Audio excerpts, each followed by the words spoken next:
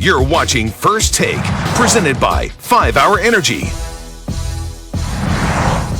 We got breaking news into SportsCenter. The Pelicans have agreed to finally trade Anthony Davis to the Lakers. This is a monster haul for the New Orleans Pelicans. But of course, the big finish is going on out in LA.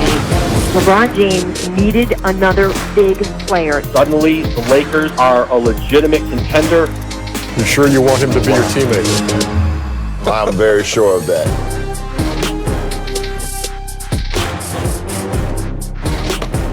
Having a good time here on First Take. NBA Hall of Famer Shaquille O'Neal still here with us. Guys, Anthony Davis, in case you haven't heard, he's joining LeBron James in LA via trade. That's sending Lonzo Ball, Josh Hart, and Brandon Ingram to New Orleans with future first-round draft picks. Max, I'll start with you here. The Lakers need another superstar. No, they don't need another superstar. First of all, KD is hurt. Clay is hurt. They're missing next season. That takes care of the Warriors. They're not going to win the title. You look at the Western Conference, James Harden has not gotten it done when it's mattered most. Denver is on the come up, but they're still missing that finals MVP. As much as I like Jokic, usually that guy needs to be paired with a guy who can get his own shot on an MVP kind of level. I think that the Lakers, when you look at LeBron and AD, have done the formula that has always worked for them. Great little, great big, right? So back from Jerry West and Wilt, Magic and Kareem, Kobe and Shaq, Kobe and Gasol. They even tried it with Kobe and Dwight, but Dwight's not on that level. Kobe was older. Now they got it again with LeBron and AD. What you need is to flesh out the roster with a dribble penetrator who could get his own shot, with a 3-and-D, either backcourt or wing, but some guy like a Danny Green type of guy, with a guy who can score off the bench. There's not enough money to get a superstar, and then you have a bunch of minimum players. You got 2 superstars, flesh out the roster. I would agree with that. You definitely need more shooters. Answer to your question, Molly, it would be nice if they can get another superstar, Jimmy Butler, Kawhi Leonard. However, there's a guy on their team that has superstar potential. So if I'm him, I'm going to be an all-star. That's Kyle Kuzma. I'm saying, you know what, I'm playing with LeBron, I'm playing with AD. You guys are going to do what you do. I'm going to have a lot of opportunity to get over. He definitely has to take advantage of all the open looks. He has to play well. He has to be that third all-star. And if you have those 3, I definitely like those 3. You fill it with some shooters, a couple of tough guys. And if everybody can stay healthy, they make noise in the West. I don't know if they win it next year, but they definitely make a lot of noise. Big fella, now you're talking to me. We don't play in your era anymore, and that's no disrespect. But this era wins with superstars and really talent. Play in any era. Oh, stop it. You got 2 left feet, man. Come on. Hey, I got to wait for you to make a lot of money.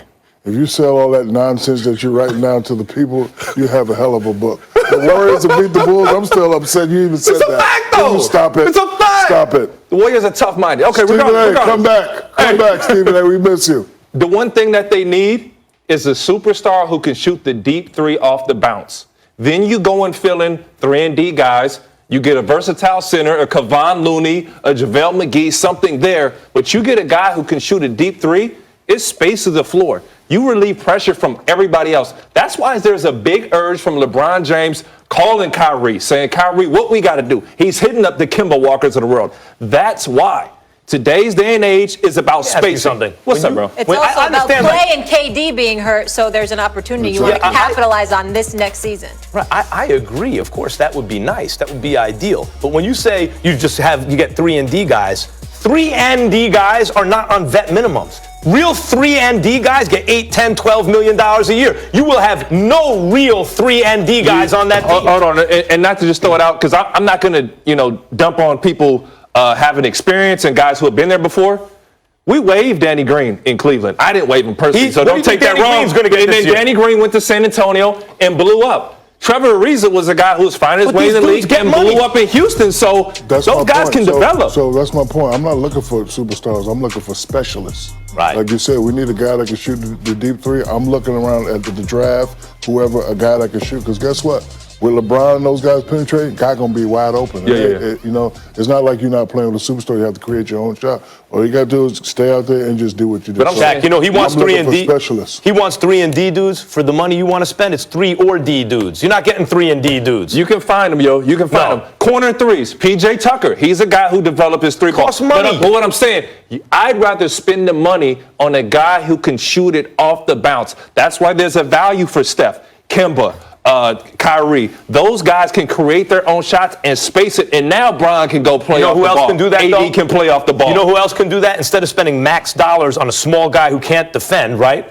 Why don't you you locate the next Jamal Crawford, the guy who's not going to get that deal, but he's not going to play defense. He's not going to do certain things, so it's going to keep him as like a sixth-man type. But he can dribble, penetrate, and he can shoot. You can find dudes like that. LeBron has always won with a medium-level specialist. Mike Miller wasn't an all-star, wasn't a great player. Mike's a personal friend of mine, but he was a specialist. Yeah, he's the reason why he got 2 championships in Miami. And then, of course, you add Ray Allen to that. That's it. What Mike Miller played for? What was his contract? I have no idea. Minimum.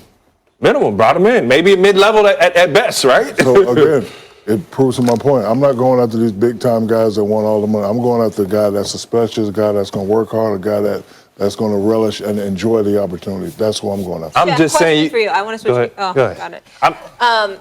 Other question for you here. Changing topics. You mentioned that you felt like the Lakers were going to make noise, right? They're going to make noise potentially, yes, but not necessarily a lock to win the chip. Who's giving them a run for their money? I mean, is it the Rockets? Is it the wounded Warriors? I still like the Warriors and the Rockets. And then again, I mean, you know, we don't know what's going to happen this summer. It's going to be a very interesting summer. If I'm Kawhi and I'm the king and the emperor of Canada, I'm staying. There's a lot of speculation. Clippers, Lakers, we're going. So I really can't answer the question now. Yeah. It'd be better if the season was starting next week and I have more information. But listen, KD's coming back with vengeance. Clay's coming back with vengeance. We don't know if they're re-signing or whatever they're doing. But it takes time. It takes time to gel because we know we got Clay, we know we got AD, we know we got LeBron. We don't know about the other pieces. What if they don't go out and get any specialists, no guys that can play defense? So, it'll be another tough year for them. But right now they make a lot of noise. You got LeBron, you got AD, everybody's going crazy. But there's still a lot of teams out there that's hungry. Shaq. What's going on with Houston? Like, I'm hearing some stuff, but I'm not really. Chris Paul, if they could get out of the Chris Paul deal, they probably would right now. There's installed contracts and that there's potentially beef with Chris Paul and Harden. Is it real beef or is it just speculation? As far as I know, it's speculation. Got it. Okay. But Shaq, I want to ask you a question about the Clippers. I look at the Clippers. I look at Jerry West. Jerry West is the guy who kept the Lakers good, but kept the cap space good because he saw 2 dudes. He saw Shaquille O'Neal's going to be a free agent, and that kid Kobe Bryant's going to be one of the greatest ever. I don't care about anything else. I'm getting them. This dude shows up in Memphis, their powerhouse. He shows up in the Warriors, their dynasty. Now he's with the Clippers, just like that. Identifies the right guys. They took a team with KD, 6 games. If they add Kawhi Leonard to that mix, what's going to happen? They're definitely going to make a lot of noise, and they have a real good chance of winning the championship. However, they still will need 2 or 3 shooters. But, they definitely make noise. Jerry has always had that ability to see certain things that other people don't see. When I was signing my $120 million contract, first thing he said, hey, I'm bringing this kid in from Charlotte. Nobody really knows about Kobe Bryant. You and him going to win multiple championships. I'm like, okay, whatever. Just go and let me sign the contract in case something happened to me. And then, he brought in, Robert Horry and, Rick Fox and, traded, Nick and Eddie away, Said and all these guys. And he's always had that ability. And I would like to see him back with the Lakers. I'm just saying. Yeah, it'd be great. You can't stay with the Clippers, big dog? Nope.